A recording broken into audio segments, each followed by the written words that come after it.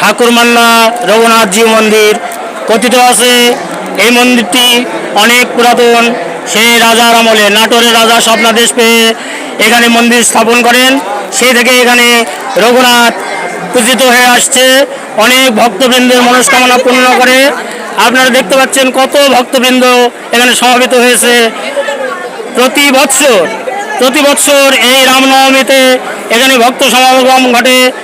অনেক অন্ধলোক চক্ষু দান পায়, অনেকের মনস্কামনা পূর্ণ হয়, অর্শ বুটি এমনকি সন্তান লাভ করে এখানে মানসা করে।